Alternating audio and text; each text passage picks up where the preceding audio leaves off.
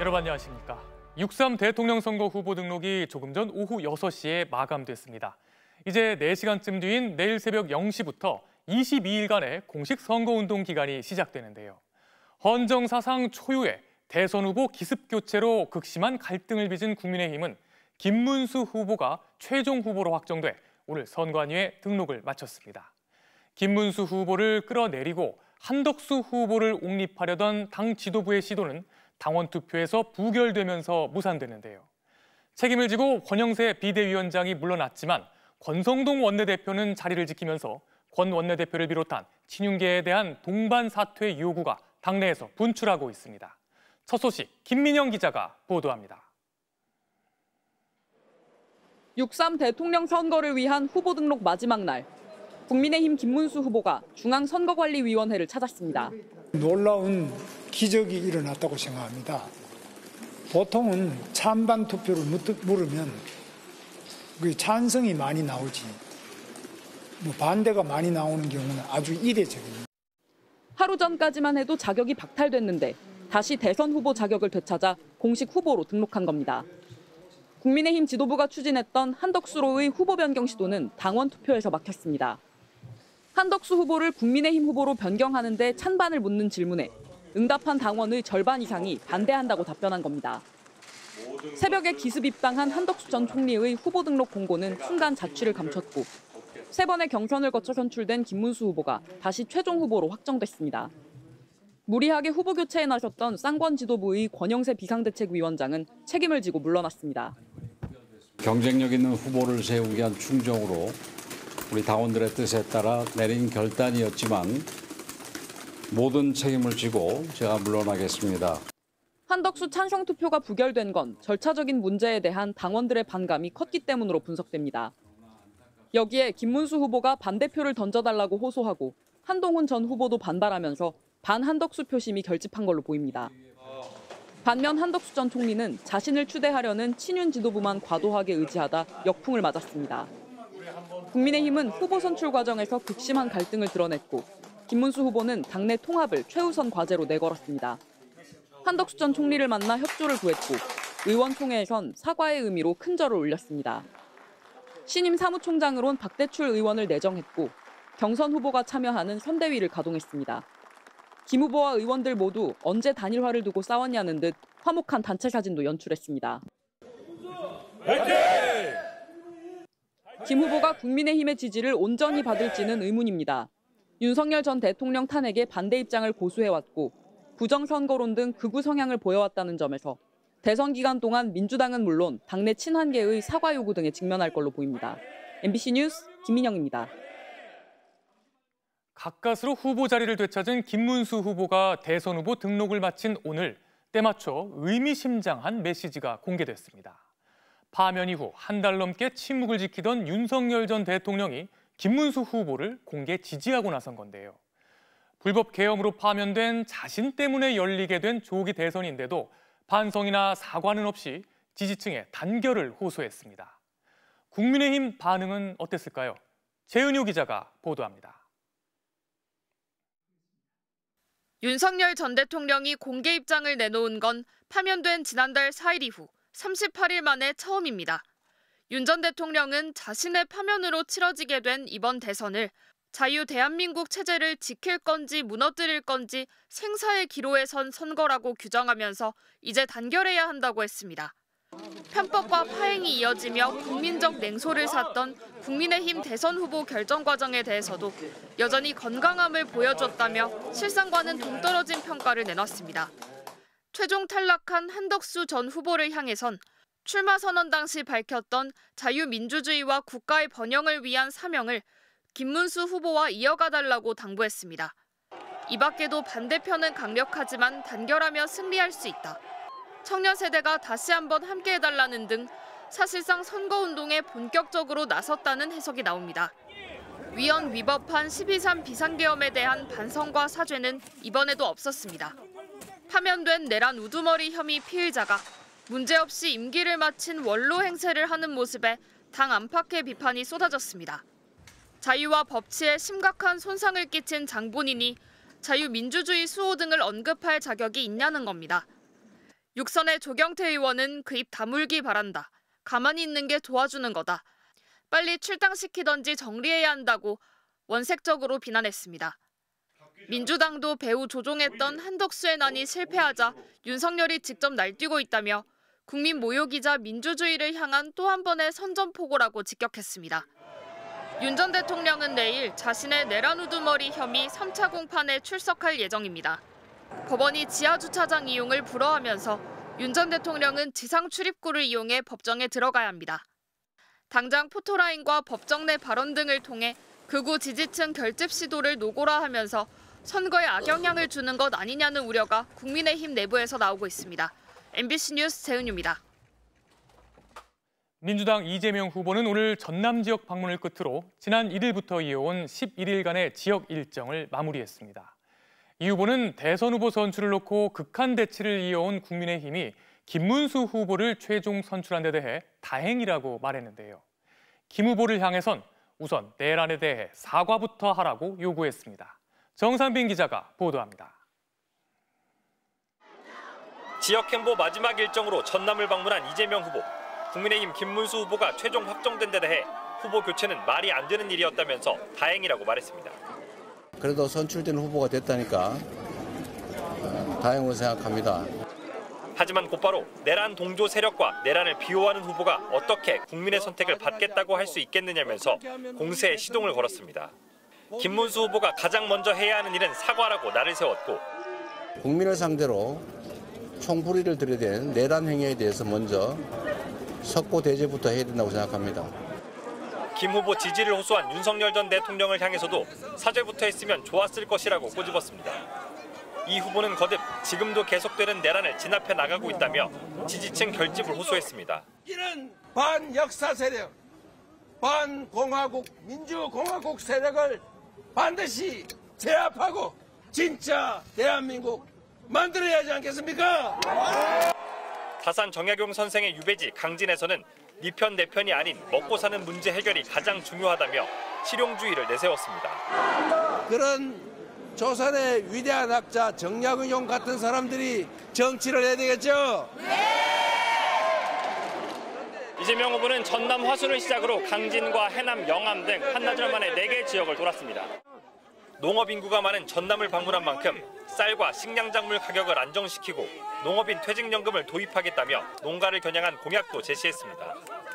민주당은 또 대표적 비명계 인사인 박용진 전 의원을 중심으로 국민화합위원회를 공식 출범시키며 당 안팎의 통합을 강조했습니다. 51개 소도시를 방문해 지역 행보를 이어온 이재명 후보는 내일 광화문 광장 유세를 시작으로 공식 선거운동에 돌입합니다. MBC 뉴스 정상빈입니다. 대선 후보 등록에 맞춰 김문수 후보를 지지하고 나선 윤 전 대통령의 메시지는 어떻게 봐야 할까요? 김문수 후보는 비상계엄 이후 줄곧 윤 전 대통령을 비호하며 탄핵에 적극 반대해왔죠. 윤 전 대통령이 주장해온 부정선거 음모론도 편드는 입장이었는데요. 이제 공식 대선 후보가 된 김 후보가 윤 전 대통령의 그림자에서 벗어날 수 있을지 지켜봐야 할 것 같습니다. 이지선 기자가 보도합니다. 김문수 후보가 유력 대선 주자로 처음 떠오른 건 지난해 12월 11일 직후였습니다. 국무위원들이 모두 기립해 계엄을 사과할 때 고용노동부 장관이던 김 후보만 끝까지 거부했습니다. 김 후보는 이후로도 계엄은 야당 탓이라며 윤석열 전 대통령을 적극 비호했습니다. 수많은 국민들의 함성에도 우리 대통령은 탄핵됐습니다. 이런 국회가 있습니까, 여러분? 윤석열 탄핵에도 반대했고 윤석열 출당 조치에 대해서도 반대 입장은 명확했습니다. 본인이 난 탈당하겠다 이런 거는 몰라도 정당의 지도부가 그걸 좀 문제가 있으면은 잘라낸다. 내쫓음으로써 그게 해결되지도 않고. 김 후보는 윤 전 대통령이 주장한 부정선거론에도 동조했습니다. 다량의 가짜 부정투표 용지 그리고 투표 결과가 도저히 납득하기 어렵다는 사전투표 제도를 폐지하겠습니다. 김 후보의 정치 이력에서 전광훈 목사도 빼놓을 수 없습니다. 5년 전 전 목사와 함께 자유통일당을 공동 창당했는데 김 후보는 이번 대권에 도전하면서도 반탄 집회를 이끌었던 전 목사 세력을 의병에 비유하며 두둔했습니다. 의병을 일으키듯이 정말 광장에 나와서 나라를 구하겠다는 그런 분들하고도 소통하고 손을 잡아야 된다고 저는 생각합니다. 오늘도 광화문 집회를 연 전광훈 목사 측은 이번 기회에 국민의힘과 합당하자는 주장까지 내놨습니다. 이제는 광화문과 국민의힘이 합당 수준으로 가야 됩니다. 국민의힘에 80만, 광화문에 300만 합당해서 확실하게 국민의힘을 광화문 세력으로 만드는 기회를 이번에 꼭 이룩해야 된다. 더불어민주당은 이 같은 김문수 후보의 정체성을 언급하며 윤석열 아바타 겸 전광훈 아바타라고 비꼬았습니다. 보수논객 조갑재 대표도 김 후보에 드리워진 반탄과 부정선거 문제를 한계로 지적하면서 윤석열의 그림자로부터 벗어나지 않으면 며칠 가지 않아 힘이 빠질 거라고 경고했습니다. MBC 뉴스 이지선입니다. 윤석열 정부 2인자였던 한덕수 전 국무총리는 대통령 권한대행으로서 국정을 안정시키는 게 마지막 소임이라던 자신의 말을 뒤집고 대선에 뛰어들었지만 불과 9일 만에 중도 퇴장하고 말았습니다. 그동안 국민의힘 경선엔 참여도 하지 않은 채 줄곧 당 밖에서 당의 대선 후보 자리를 노리면서 무임승차, 불공정 논란이 끊이지 않았는데요. 당원들의 뜻을 내세우며 단일화를 요구했지만 결국 당원들이 등을 돌렸습니다. 이문현 기자가 보도합니다. 기습적인 새벽 입당과 함께 국민의힘 대선 후보를 꿈꿨던 한덕수 전 국무총리. 당원 투표 부결로 후보 자격을 얻지 못하자 승복한다는 입장을 냈습니다. 응원과 질책을 무겁게 받아들입니다. 모든 것을 겸허하게 수용하고 승복하겠습니다. 정확하게 9일 전 대선 출마를 선언하면서 한 전 총리는 개헌과 국민통합 등을 내세웠습니다. 제가 신속한 개헌으로 우리 헌정 질서를 새로운 반석 위에 올려놓겠습니다. 3년만 대통령을 하고 개헌을 마무리 짓겠다며 결기를 드러냈지만 이후 그가 보여준 행보는 실망스럽다는 평가를 받았습니다. 또 호남 사람입니다. 서로 사랑해야 합니다. 국민의힘이 최종 후보로 김문수 후보를 선출하자마자 단일화를 압박하기 시작했습니다. 우리 김문수 후보께서 22번이나 단일화를 하겠다. 한덕수 후보와 단일화를 하겠다.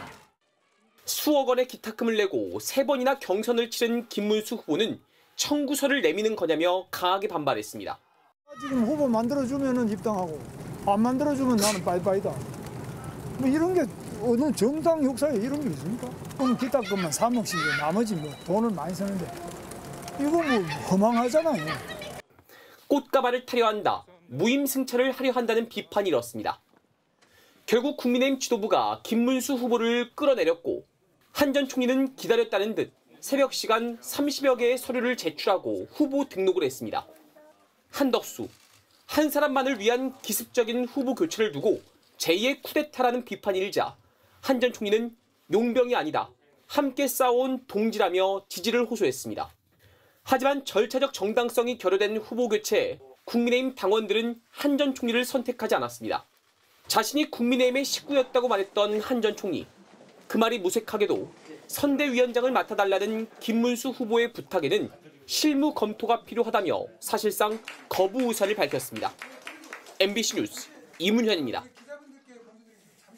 국민의힘에서는 김문수 후보가 최종 후보로 결정됐지만 이번 사태의 책임을 놓고 여진이 계속되고 있습니다.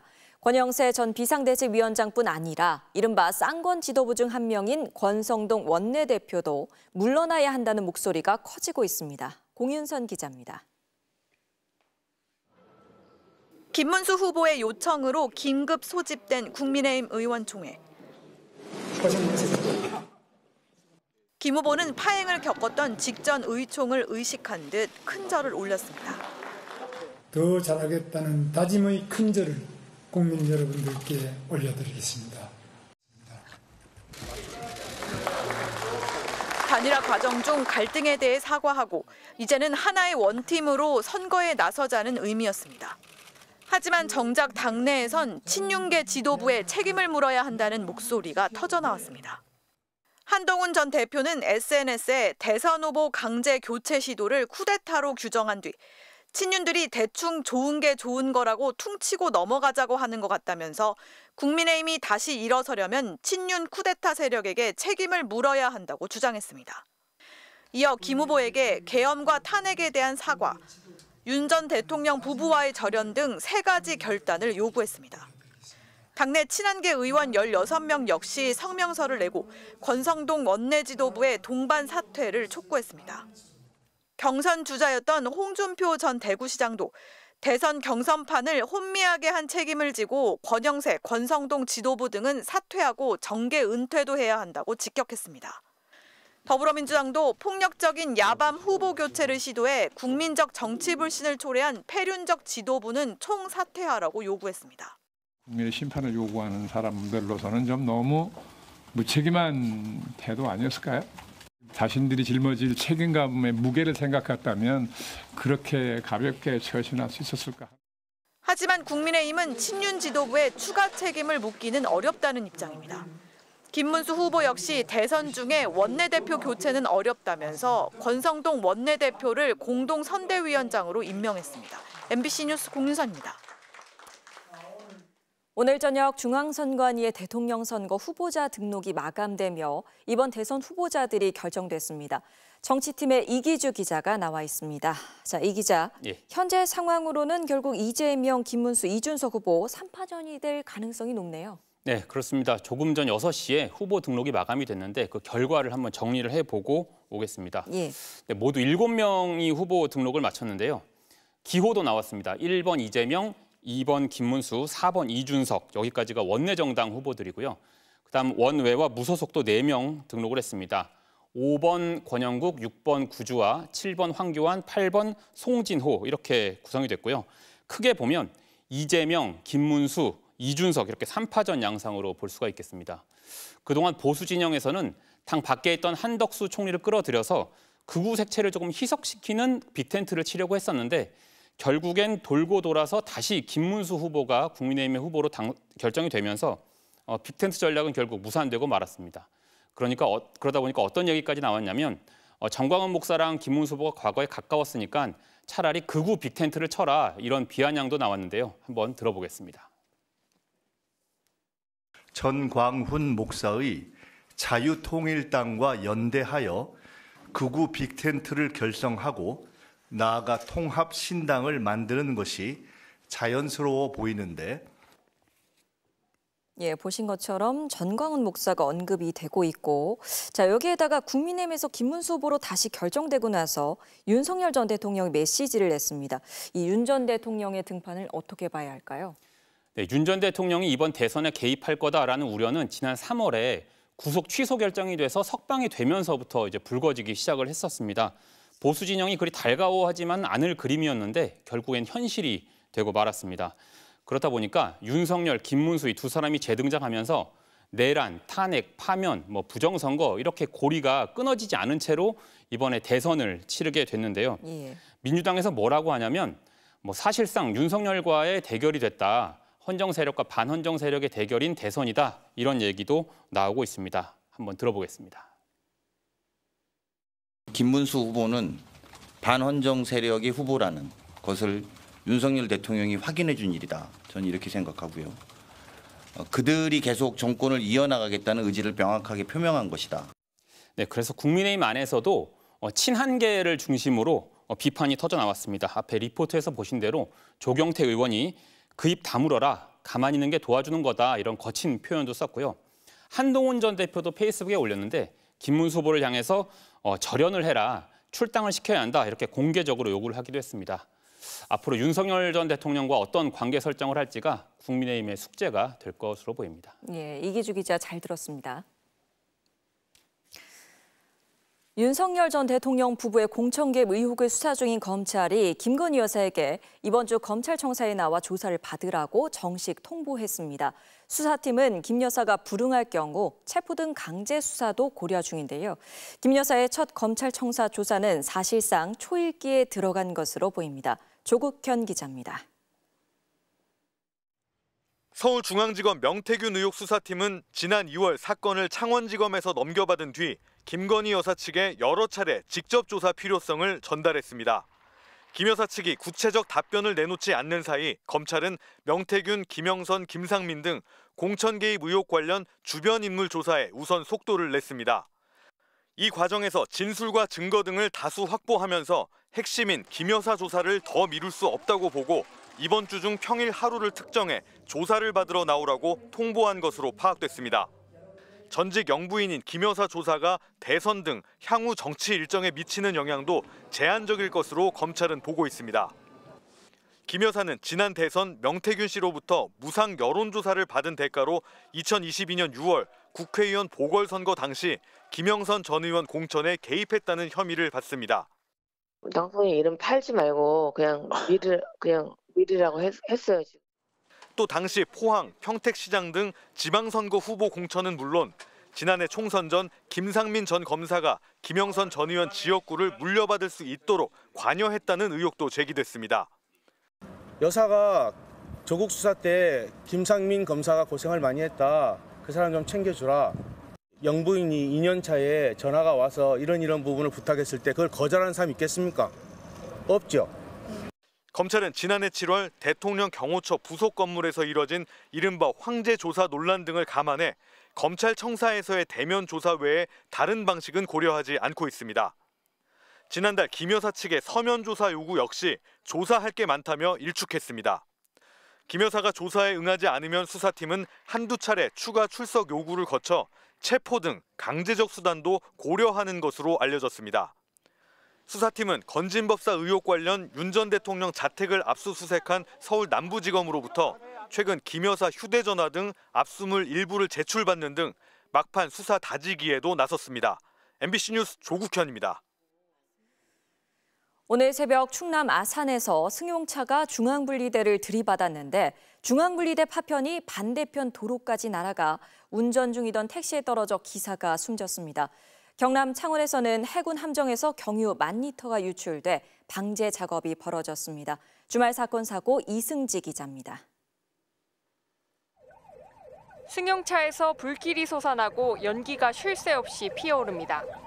소방대원들이 진화 작업을 벌입니다. 오늘 새벽 4시쯤 충남 아산시 탕정면의 왕복 6차선 도로에서 승용차가 중앙분리대를 들이받았습니다. 사고 충격으로 불이 붙으면서 승용차는 전소됐습니다. 중앙분리대 파편은 반대편 도로까지 날아갔습니다. 운전 중이던 택시에 중앙분리대 파편이 떨어지면서 60대 택시기사가 숨졌습니다. 승용차 탑승자 3명은 불이 나기 전 빠져나왔고 경상을 입고 병원으로 옮겨졌습니다. 경찰과 소방당국은 승용차가 도로 위에서 미끄러지며 중앙분리대를 들이받은 것으로 보고 자세한 사고 경위를 조사하고 있습니다. 해경이 바다 위로 연신 물을 뿌립니다. 오늘 오전 10시쯤 경남 창원시 진해구 인근 부두에 정박해 있던 2,500톤급 해군함정에서 경유가 유출됐습니다. 유출된 경유량은 약 1만 리터로 해군함정에서 500m 반경까지 퍼져나갔습니다. 해경은 경비함정과 해경구조대, 연안구조정 등 8척과 해군함정 13척을 동원해 긴급 방제 작업을 벌였습니다. 해경은 정박된 해군함정 기름탱크에서 함정 내 각 기관 장비로 기름을 보내다가 사고가 난 것으로 보고 정확한 사고 경위를 파악하고 있습니다. 해군은 조사 결과에 따라 엄정하게 처리하고 재발 방지책을 세우겠다고 밝혔습니다. MBC 뉴스 이승지입니다. 미국과 중국이 관세 전쟁 이후 처음으로 스위스에서 마주 앉았습니다. 양측은 첫날 10시간 협상에 이어 이틀째 비공개 협의에 나섰는데요. 트럼프 대통령은 엄청난 진전을 이뤘다고 성과를 과시했습니다. 나세웅 뉴욕 특파원이 보도합니다.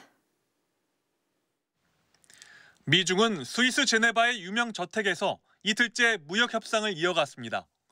미국은 스콧 베센트 재무부 장관이, 중국은 허리펑 부총리가 협상단을 이끌었습니다. 첫날엔 10시간 넘게 줄다리기 협상을 벌였는데 협상 대표 모두 발언도 공개하지 않은 채 철통 보안을 유지했습니다. 먼저 협상 분위기를 전한 건 미국에 있는 트럼프 대통령이었습니다.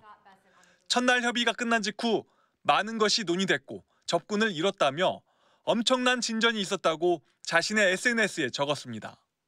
트럼프 대통령은 이번 협상은 미중 간 전면적인 재설정 협상이라고 했지만 중국 신화통신은 무역전쟁 해결을 위한 발걸음이라고 분쟁 해결에 무게를 뒀습니다. 트럼프 1기 시절 미중 간 무역전쟁은 1차 합의 때까지 1년 반이 걸렸습니다. 하지만 이번엔 이미 LA 향구 물동량이 30% 이상 줄고 중국의 수출이 급감하는 등 양측의 피해가 현실화하고 있습니다. We may be seeing empty products on the shelves. So this is now going to be felt by the consumer.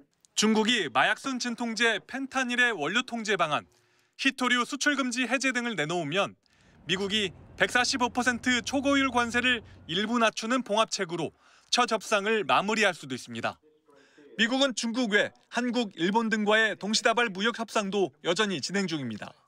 그리어 미국 무역대표부 대표는 이번 주 한국 제주도를 방문합니다. 한미 간 통상 실무 협상이 지지부진한 상황에서 한국 측과 중간 점검에 나설 수 있다는 관측이 나옵니다. 뉴욕에서 MBC 뉴스 나세웅입니다. 잠시 후 뉴스데스크에 이어 방송되는 탐사기 엑스트레이트는 파면된 윤석열 전 대통령과 관련된 지난 3년의 기록들이 은폐되거나 폐기될 조짐을 보이고 있는 실태를 집중 보도합니다.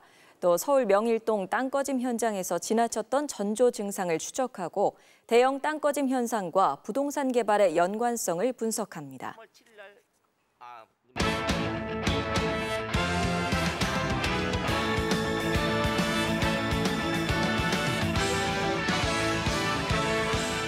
일요일 밤 스포츠 뉴스입니다. 프로야구에서 한화의 질주가 멈출 기미를 보이지 않고 있습니다. 오늘은 와이스의 8이닝 무실점 완벽투를 앞세워 12연승을 달렸습니다. 송기성 기자입니다. 전날 폰세에 이어 오늘은 와이스가 최고 구속 156km의 강속구를 앞세워 최하위 키움 타선을 폭격했습니다. 2회 선두 타자부터 5타자를 연속 삼진으로 돌려세우는 등 8이닝 동안 안타는 1개만 허용하고 탈삼진은 9개나 잡아내는 무실점 완벽투를 펼쳐 키움 타선을 꽁꽁 묶었습니다. 타자들의 방망이도 뜨거웠습니다. 상대 포수의 송구 실책으로 선취점을 뽑은 한화는 5회 키움 선발 김윤아의 폭투와 노시환의 적시타로 2점을 더 달아났습니다. 6회엔 이진영이 솔로포까지 터뜨리면서 한화 팬들을 더욱 열광시켰습니다. 일찌감치 승기를 굳히자 한화 팬들의 함성은 더 커졌습니다.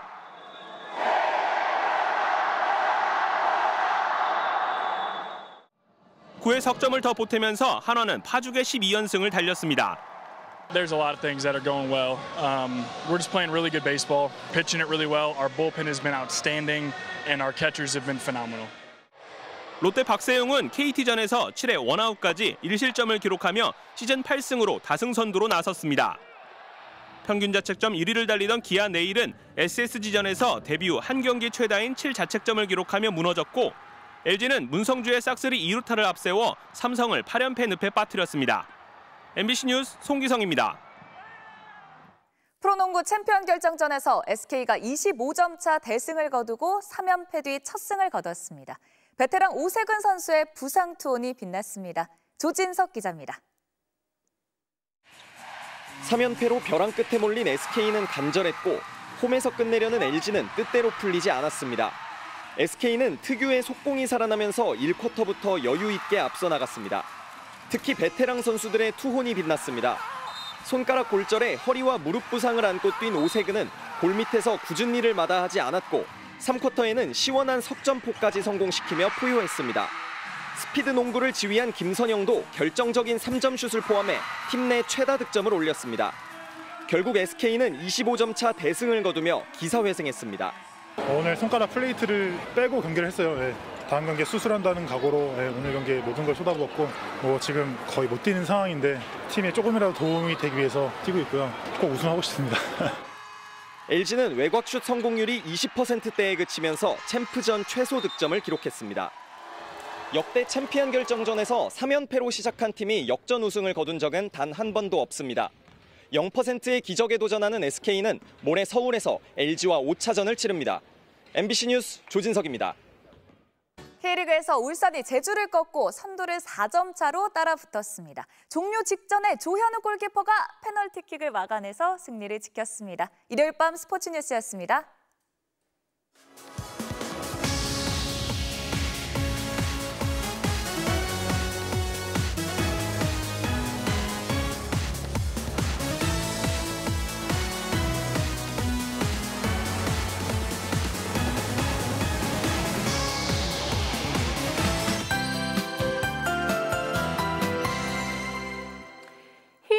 다시 포근한 봄 날씨를 되찾았습니다. 곳곳에 소나기가 내리긴 했는데요. 대체로 맑은 하늘에 바람도 잦아들었고요. 기온도 20도 안팎까지 올랐습니다. 오늘 제주의 모습인데요. 자연을 즐기러 온 관광객들이 북적이고 있습니다. 내일은 일교차가 더 크게 벌어지겠습니다. 아침에는 10도 안팎으로 서늘하겠는데요. 낮에는 초여름이 된 것처럼 더워지겠습니다. 내일 낮 기온 서울 25도, 대전 25도, 대구는 26도 안팎까지 오르겠습니다. 또 낮 동안 자외선이 강하겠습니다. 대부분 지방에서 자외선 지수가 매우 높은 수준까지 오르겠고요. 내일 밤부터 중부지방에서는 바람이 강하게 부는 곳이 있겠습니다. 내일은 아침에 남부지방을 중심으로 짙은 안개가 끼는 곳이 많겠습니다. 낮 동안에는 전국이 대체로 맑을 것으로 보입니다. 내일 아침 기온은 서울이 11도, 청주 11도, 대구 10도로 출발하겠고요. 한낮 기온은 서울 25도, 전주 25도, 부산 22도 안팎까지 오르겠습니다. 당분간 초여름 같은 날씨가 이어지겠고요. 목요일쯤 중북부와 남해안을 중심으로 비가 내릴 전망입니다. 날씨였습니다. 일요일 뉴스데스크 여기서 마치겠습니다. 함께해 주신 여러분 고맙습니다.